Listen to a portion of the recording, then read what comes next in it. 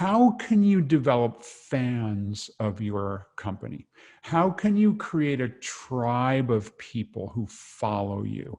How can you be so compelling that if a company comes around that offers a product that's better, faster, cheaper, your customers will still Right. stay with you?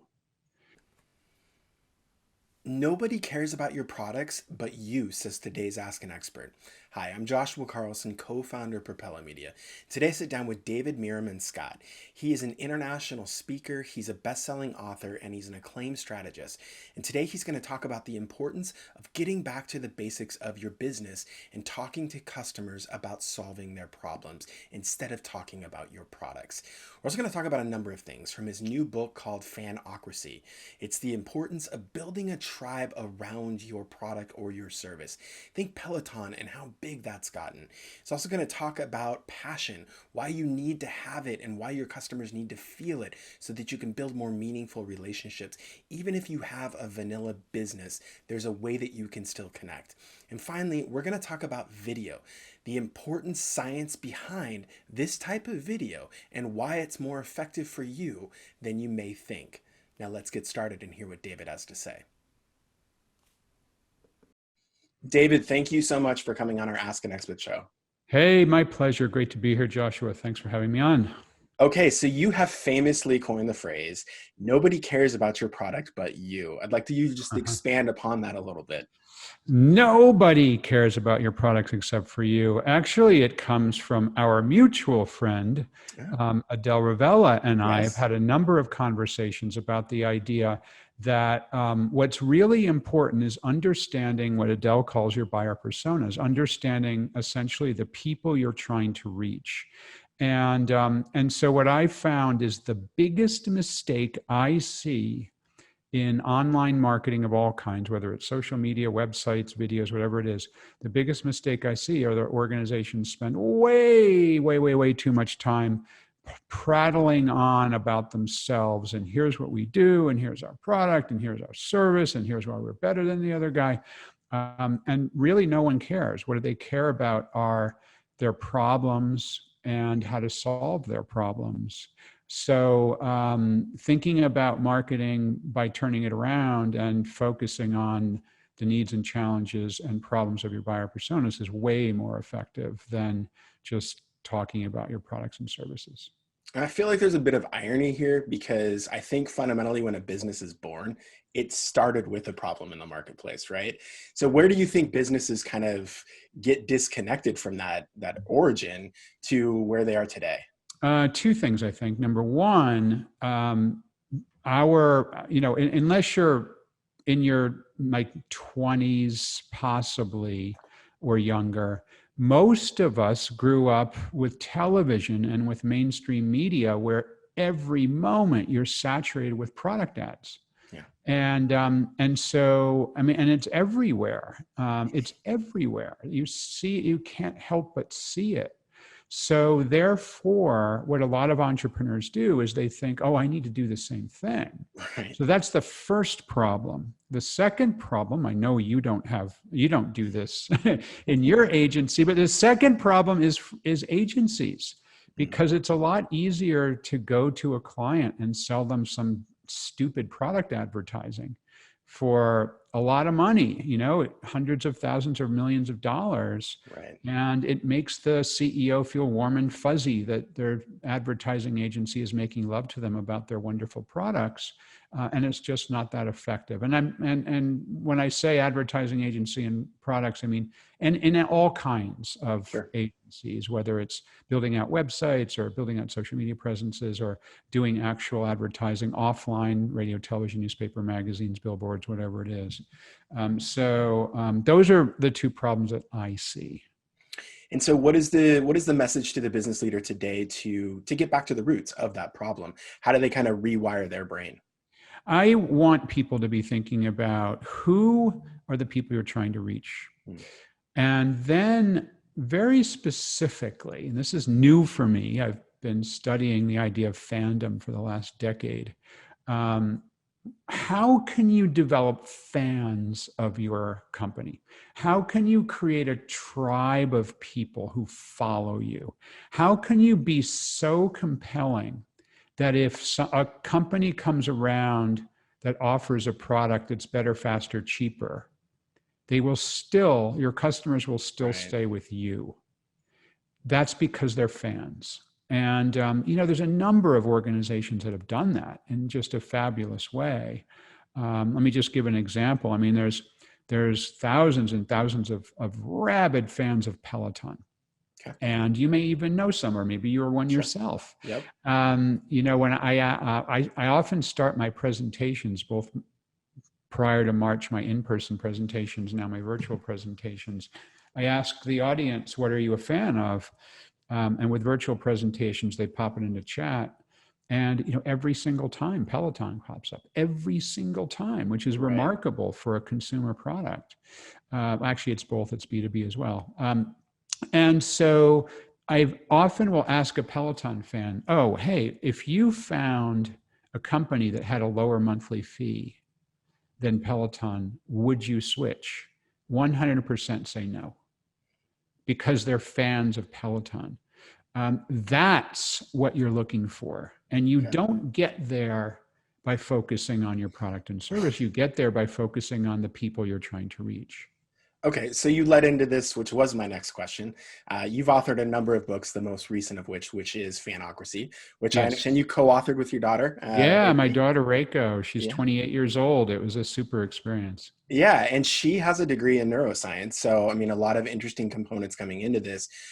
The framework, I think you just kind of spelled it out, which is, hey, the goal for a business should be to build this fan base. But Yes. as we talk about Peloton, what I see from their messaging is not so much like, hey, look at how amazing our bike is. It's talking about this community of Yes. Peloton. So how do Yes. businesses think along those lines to get outside and think like, hey, how do we build this community outside? Right. Well, and you're right. They are Peloton very specifically doing that. And what's interesting is a lot of people say to us, my daughter and I, well, wait a minute, we can't do that because we're a B2B software company, or I'm a doctor, I'm a lawyer, whatever the excuse is, we can't build fans. And it turns out we've found examples of organizations that have built fandom in every industry. I mean, you name it, we can come up with a company that has built fans.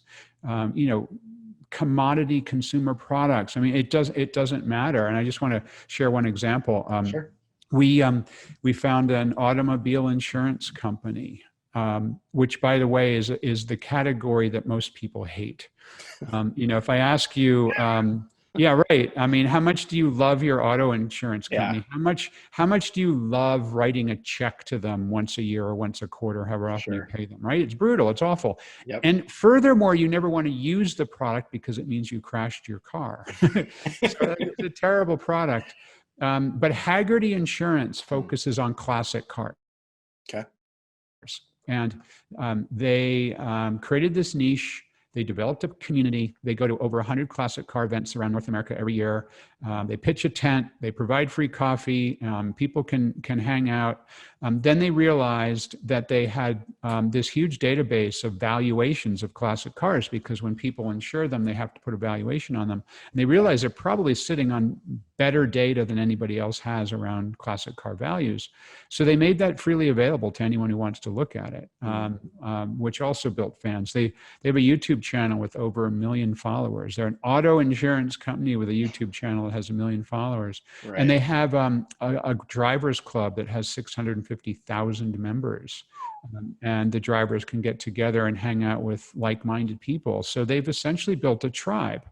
And they are now the largest classic car insurance company in the world, growing by double digits every single year, crushing it, doing a fabulous job. I've interviewed a couple of times Reiko Haggerty, the entrepreneurial owner of Haggerty Insurance.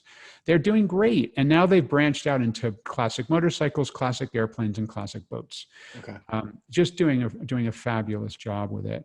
And so that Reiko Haggerty specifically told me, David, I didn't spend money on ads. I didn't try to become a low-cost provider. That's what most people do in my industry.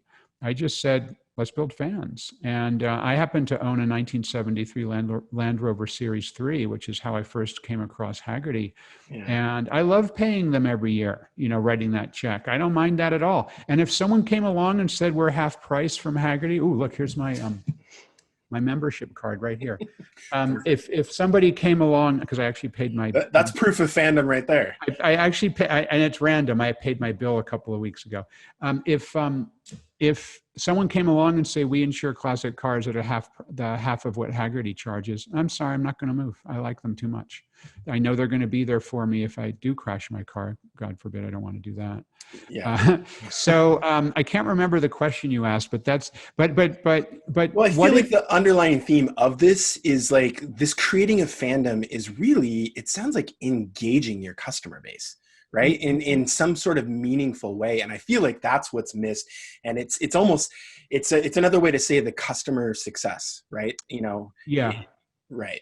I think so. I mean, so when you introduced the book and my daughter Reiko, you did mention that she has a degree in neuroscience. So we wrote it together because I'm a 50-something white guy. My daughter is a 28-year-old millennial mixed race woman, and so we're completely different people.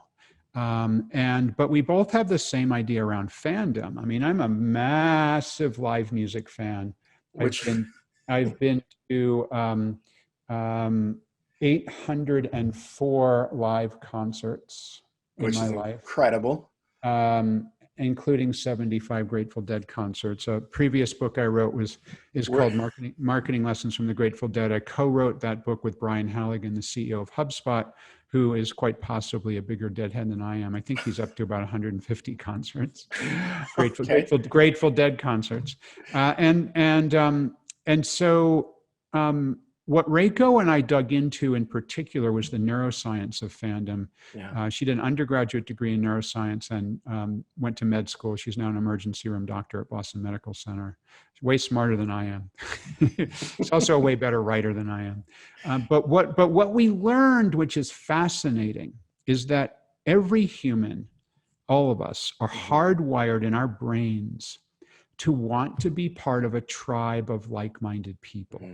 Because when we're part of a tribe of like-minded people, we feel safe and secure and comfortable. Right. And we feel safe and secure and comfortable because it actually goes back tens of thousands of years, because, prehistory humans, roaming around in the woods or roaming around on the plains, when we were in a group of our tribe, we were safe and comfortable. If we became alone or if we ran across another group that were the enemy, that was a problem. We actually still feel that way. If you walk into a crowded, let's say a bar or a party, and well, you can't really do that now during COVID, but imagine you could walk into a crowded bar or a crowded party and you see, half a dozen of your friends there. Wow, you're safe and comfortable. If you walk into the same crowded bar or party and you don't know anyone, you feel uncomfortable. Even if you're an extrovert, you feel uncomfortable. And that's that whole neuroscience kicking in. So if your organization, your business, or if you're a politician and you can create that feeling of a tribe, and I don't want to go into politics, but Donald Trump has done a fabulous job doing that. Yeah. Whether you support him or don't support him, you have to admit that one of the mechanics of it is one of the things that he's figured out is how to develop a tribe of people. And I say that coming from the perspective of having gone to 3 Donald Trump rallies as a student of marketing, because I wanted to just see it live, and it's a fascinating thing to have experienced. I went to 2 in the 2016 cycle and 1 in the 2020 cycle.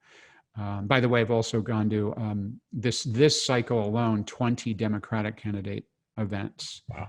I live just outside of New Hampshire. It's one of my weird hobbies / marketing studies is Well, there's overlap, right? I mean, go to presidential campaign events and then consider the marketing aspects of it, which I've done for 5 cycles now.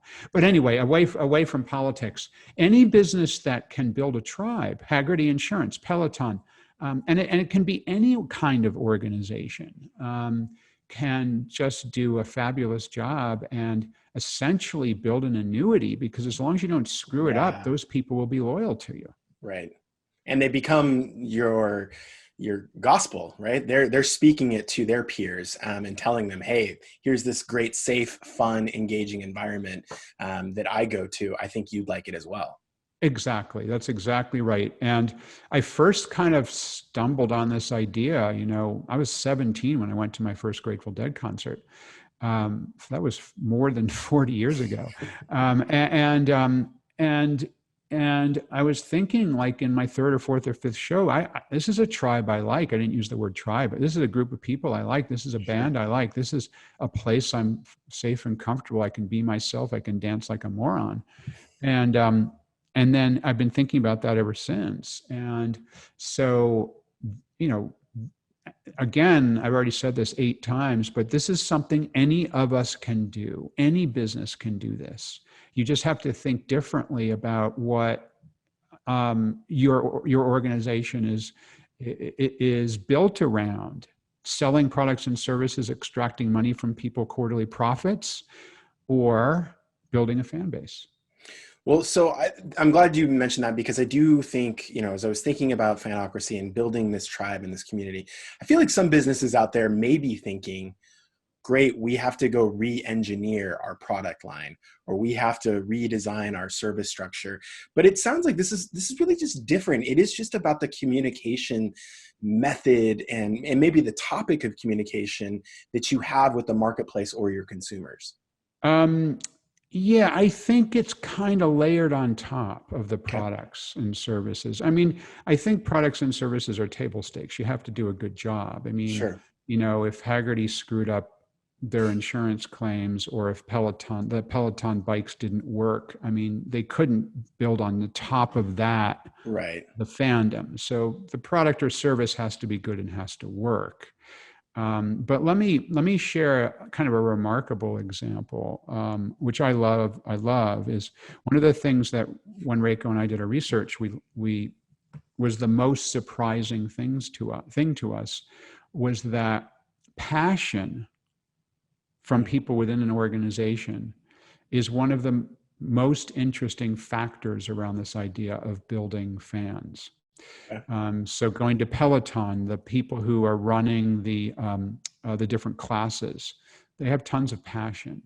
And so, kind of almost testing this theory, I have, over the last couple of years, been talking about passion in most of my presentations, in person prior to March of this year, and now my virtual presentations. And I speak at all of Tony Robbins' business mastery events, and fabulous event, 2,500 people. It's super exciting. And he does also, he's now starting to do it virtually, which is really interesting. Okay. And hey, turn on the screen share if you would for the Zoom meeting. Yeah. And so, so this idea of passion, I was talking about at a Tony Robbins event, a physical event about 3 years ago. And here, I'm just going to show you a picture of this. Yep. Is Tony Robbins last month. This is the possibly the world's largest Zoom room. It's a 50-foot round LED a 50-foot round, Wow. 20-foot tall screen. And so That's you're only looking at fantastic. about 1/8 of the round screen. It goes all the way around.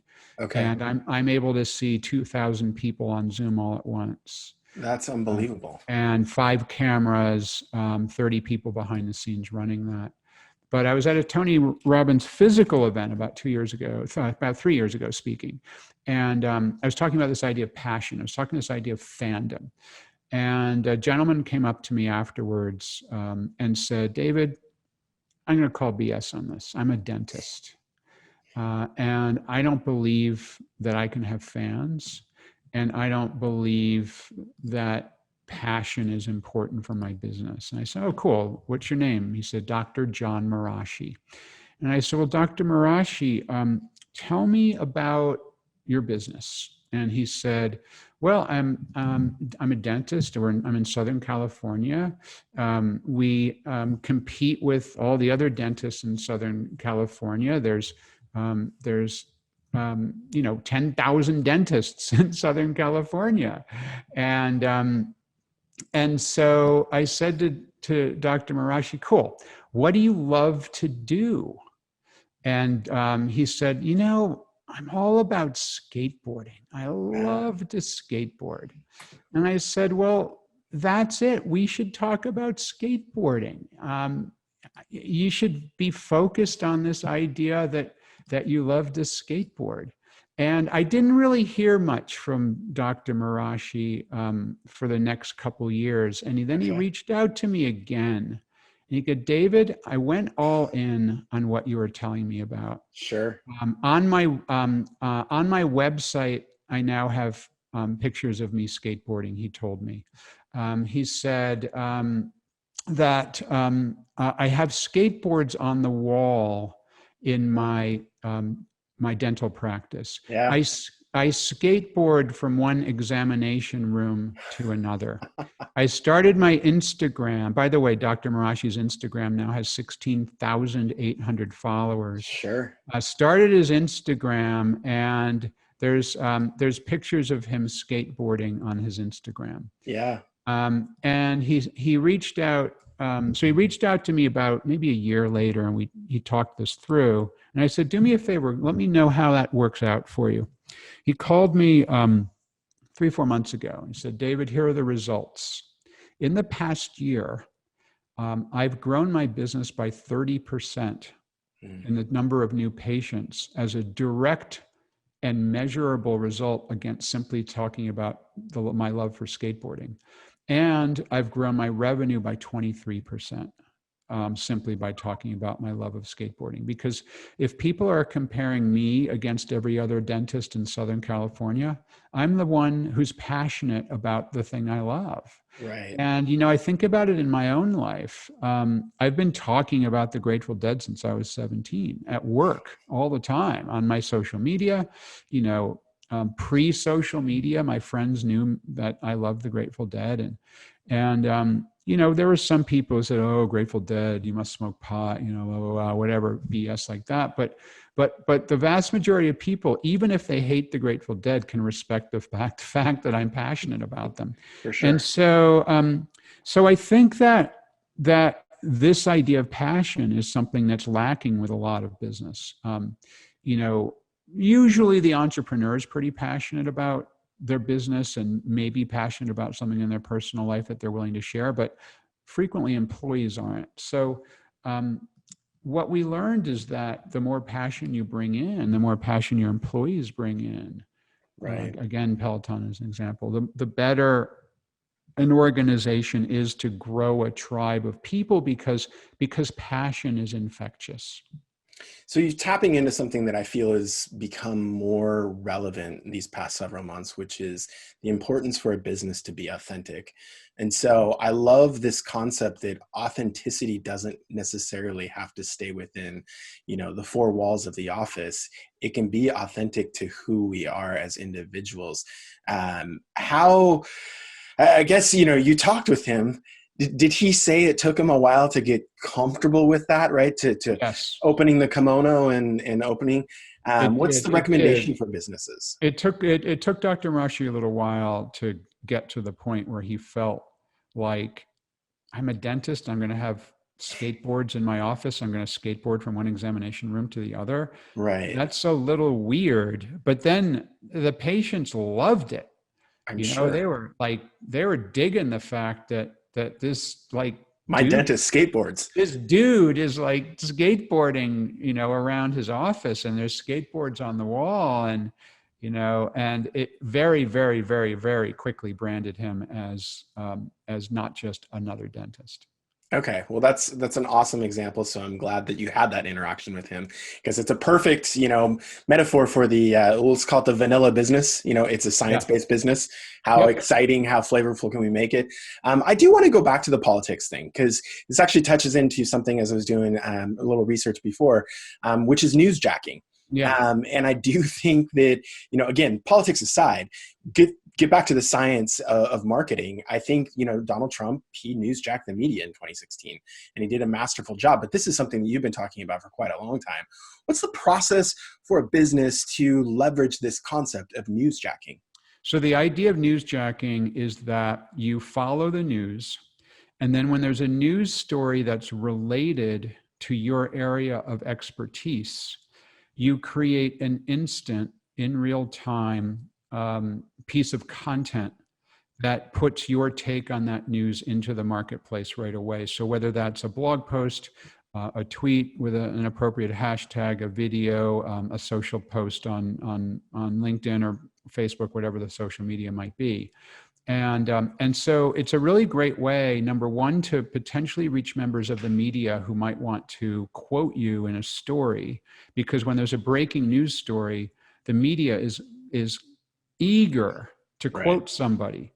And many times they'll even quote you without contacting you. They'll just grab a quote off your blog post or off your tweet and pop it into the news story. Um, and it's also a great way potentially to sell product. Okay. Just as a simple example, once the pandemic, once people realize the pandemic is real serious and everything starts to lock down, remember how scarce masks were in the very beginning. Yeah, for sure. Well, entrepreneurs who then started to, for example, make masks Yep. or post how to make a mask at home. These sorts of things that people were fast off the mark on ended up generating a lot of attention.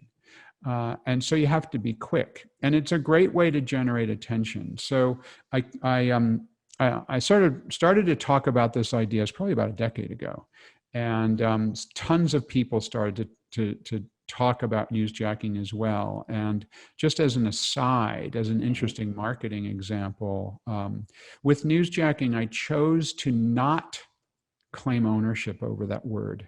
Okay. I chose to not trademark the process of newsjacking, which is exactly the opposite of what almost every other, um, you know, business book author type person does. What Sure. most people do is they come up with some kind of name of something. Then they try to retain ownership of it and sell it. Yeah. I chose to do the opposite. Yes, I own newsjacking.com, the URL. Yes, I wrote a book called Newsjacking. Yes, if you go to Google and type in newsjacking, I'd come up at the top of the search engines. But I didn't try to prevent other people. So other people have written books about newsjacking. Other people have created blogs about newsjacking. Every single day, practically, people are using newsjacking hashtag. There's been conferences around newsjacking. There's agencies that have been built with a practice around newsjacking. I mean, it's Right. kind of crazy. And recently, I was notified by the Oxford English Dictionary that they've put newsjacking into the dictionary and put my name against it, which is super cool. Yeah, for sure. That's all an aside, an interesting marketing aside that I thought you might like. Yeah. But so this idea of newsjacking, I believe, got Donald Trump elected president because he was the very first presidential candidate to follow the news and then tweet in real time his thoughts on the news. Now, what does that do? That compels members of the media to write his opinions into their news stories. Right. One of the most brilliant examples of that was, and again, this is a marketing discussion, not a political discussion. Sure. But one of the most brilliant examples of him newsjacking was when Hillary Clinton was giving her 2016 acceptance speech at the Democratic National Convention. Every news reporter that writes anything to do about politics was watching that either live in the room or on television, and then writing their story immediately after that speech was over. Donald Trump was live tweeting it. Right. And that's never happened before. No one's ever done that before. That's never been a marketing technique that had been used in politics before. Traditionally, the other side would just, step back and let the other guys do their convention, and they wouldn't say anything or do anything during those several days. What that meant is that every single story that wrote about Clinton's acceptance speech had quotes from Donald Trump in it. Right. And so that's classic newsjacking. But it's way more than just the political world. I mean, anybody can do the same technique. When you have a take on a story that's important to the world, you've got to get it out there. And it may not happen very often, a couple times a year, a couple times a month, depending on what business you're in. And then you get it out there, and you have the potential to get tons of attention as a result of that. Well, so I want to share one more thing related to newsjacking and politics in the 16 cycle. So I wrote a lot about Trump in the 16 cycle, and I actually thought he would win. I was one of the very few people who thought he was going to win. Actually, in August of 2015, roughly 18 months before the election, way before the primaries, I wrote the first blog post about Trump where I said Donald Trump is winning I called it the social media primary. Okay. And then on election day, even into the afternoon of election day, everyone was still assuming Clinton was going to win. And then when Trump did win, I stayed up for a couple hours and I wrote a blog post. And the title of my blog post was, "The Best Marketer Was Elected President." Mm. And what I did was I referred back to some of my other blog posts from the last 18 months. And I said, this guy, never mind the politics, this guy was the better marketer. And that's why he won. And that was newsjacking for me, because what that did was it got me into dozens of news stories, because reporters, and that blog post went out, I forget the exact time, but like 4 a.m. or something, right after the election was called for Trump. Reporters were then like, oh my God, why did he win? We missed this. Right. They were searching to find people who had alternative takes on why Trump won. And here's this random marketing dude arguing that it was a marketing win. And so that's why I got written up so much, or quoted in so many different publications. And then it brought me business, because within a week, I got my first invitation to speak on that topic. It was the Public Affairs Council in Washington, D.C., which is a big hoity-toity kind of group of really, really senior public affairs people who are way smarter than me. And they wanted me to come in and talk about why Trump won from the marketing perspective. Right. So that was a $20,000 or whatever number of dollars I charged at that time, $20,000 speaking fee, simply because I newsjacked a story, because I knew a take on a story that other people didn't know. So anybody can do that. Anybody can do that. It's called newsjacking. Well, what I love about the concept is I feel like content, and obviously you're a big content guy, putting it out there. It's very much, Gary Vee is, the prominent speaker today that's really promoting, just distribute information. But what I love is, as businesses, I think a lot of people struggle to find content, right? Where, I got a white piece of paper, that's the most scariest thing when you're looking at content. Yeah. But you've given them a camera lens that turns red. Oh my God, it's on. Oh, I'm on. Yeah, exactly. Hopefully we're much more comfortable with that today. But I actually think the COVID Zoom thing has helped, but I think people will be more comfortable on cameras these days. I totally agree. But I want to just focus on this because, and I'd actually love to pick your brain for other, sources, but I think that that's a great example of having not the content creation, but just having an opinion on something that's that's going around right now. What are other ways, when we talk about creating good content, you obviously stayed up and you stayed up after, news cycle, but you've also been much more deliberate with content, such as writing a book. Where do these good ideas come from, and how do you source them? Big picture ideas for me personally is I'm looking for patterns in the universe that I see as really important, that other people, maybe they're seeing it, but they're not talking about it or writing about it. Okay. And that's where I've gotten my best ideas. A couple of examples of that are back in around 1999, 2000, in that period of time. Everybody was talking about marketing on the web as an advertising metaphor.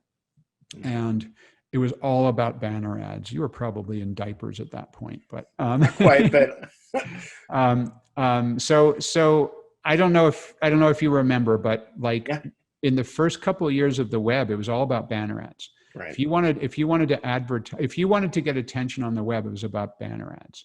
And I was like, no, it's not. It's about content. And that was, way pre-social media, way pre-YouTube and all that. So Sure. it was about creating a website that had a whole bunch of great content on it.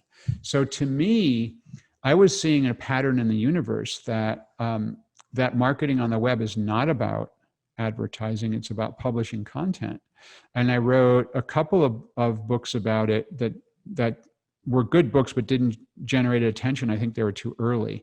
But then The New Rules of Marketing and PR, which was on that topic, came out in 2007, and it just exploded because it was exactly what people were looking for at that time. Twitter had just started. Facebook transitioned from students only to anybody. YouTube had just sort of kicked off at that point. And my book came out at the right time. It's since then sold 400,000 copies in English, and it's in 29 other languages. So for me, what are the patterns in the universe no one else is seeing? We talked about newsjacking. That was another one. The reason that I started thinking about newsjacking was that there was a period of time, I don't remember the exact date, it was about 10 years ago, maybe 11 years ago, that a few things happened. Number one, a lot of people don't remember this, but this is a hugely important thing in the world of online marketing. Google went real time.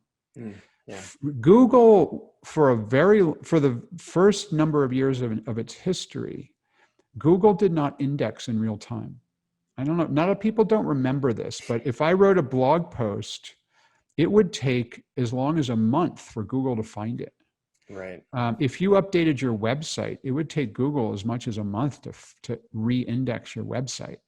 And then all of a sudden they flipped a switch and it was all real time.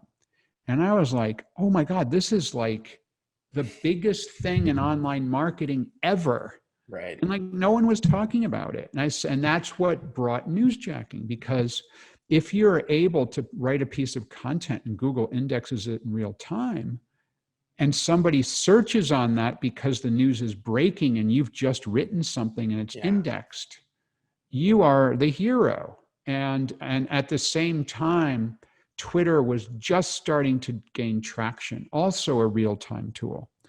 And that was a pattern in the universe that people weren't talking about. So to me, my big picture ideas, and I think the big picture ideas of other people that are interesting, come from how you can discover what's going on in the world in such a way that maybe other people aren't seeing it.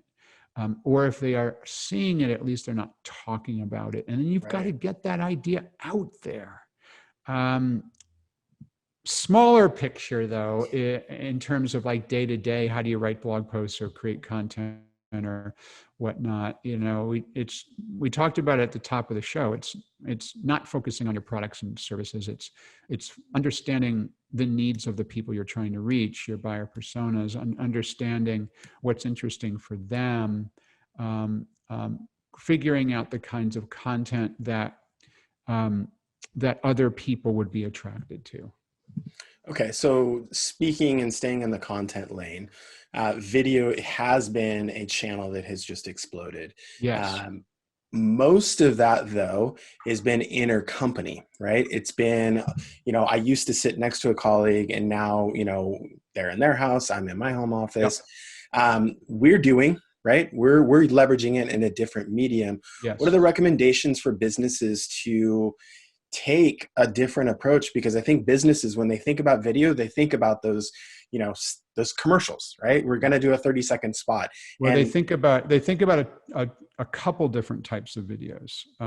Three broad types of videos that I see. I'm glad you asked about video. Actually, it's a good question. The first type of video I see are the corporate overview, like mini documentary thing, which usually are boring. The second thing they do is the 30-second spot, the TV commercial thing. And then the third thing that a lot of companies do are the interview format, typically interviewing perhaps the CEO or interviewing a customer. And what's weird about those is they're filmed like this. They're filmed with two cameras and people talking to like a spot on the wall. And I think it comes from 60 Minutes, actually, where, the 60 Minutes format they've been around for like 195 years or something. But the 60-minute format is that you talk to the side of the camera, to the side of the building or something. right? So Reiko and I analyzed specifically why do people become fans. And I talked a little bit earlier about the idea of neuroscience and fandom around wanting to be part of a tribe. But there's actually one neuroscientist who identified some specific things around that. His name is Edward T. Hall, and he identified different levels of proximity. So just quickly go through them. Further than 12 feet, he called public space. With public space, our brains track people. Our brains know that people are in our public space 12 feet away or further from us. Okay. Walking down the street, you're aware there's someone that's 30 feet away from you, but we don't worry about them. We don't track them. When people get inside of 12 feet, between 12 feet and 4 feet, that's called social space. Hence the name social distancing, keeping people in your social space. Yeah.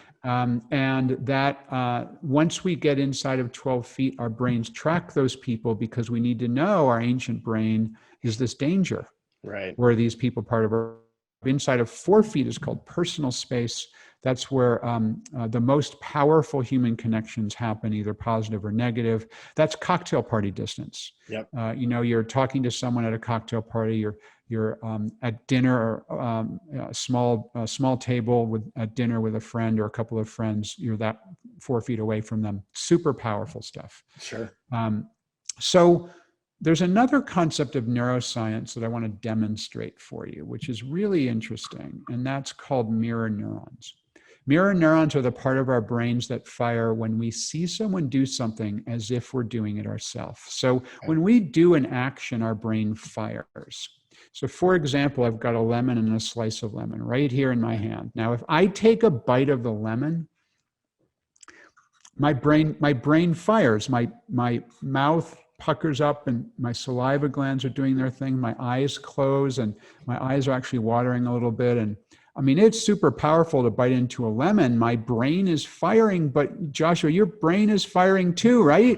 Exactly. 100%. It's crazy. And that's mirror neurons. So here's what's interesting about that from the perspective of video. Combining those two aspects of neuroscience, what we're doing right now is we're communicating. You're 3,000 miles away from me. I'm in Boston and you're on the West Coast. Yet the way we've set up our cameras, we're looking at the lens and we're about 4 feet away. Right. My brain is firing. Intellectually, I know you're 3,000 miles away. My brain is firing through mirror neurons as if we're together in the same room, as is yours, as is everyone. If you happen to be watching this, right, you're also processing it in this way. This is exactly why we feel we know a movie star or a television star, even though intellectually we know we've never met them. So here's what this means for video. The more video you can shoot for your business that's shot in this way, casual, one take, Look directly at the camera, natural. Don't obsess about all the extras like lighting and makeup and hair and, all that other stuff. And then put those videos on your website, put those videos on your social networks. Can be a really great way, especially during COVID when you can't meet people in person, a really, really Yeah. great way to build fans, because again, it's rooted in neuroscience. Our brains are telling us that we have intimate connections with people Correct. if it's shot in this way. But all the traditional ways of doing videos aren't quite as effective because it's not having those elements of neuroscience kick in. Well, it's great to hear the science behind what you can actually feel, right? I mean, and the lemon is a great metaphor for it, because instantly, as soon as you brought it up, I'm salivating. Yeah, Like I know, right? yeah, instantly. So that's fascinating. Well, I want to thank you. I know we're a bit short on time here, so I want to thank you very much for coming on. Fantastic insights. I'd love to actually have you back on and have Sure. another conversation down the road. You got it. Happy to do that. Thanks for having me on. I appreciate it. All right, thank you, David.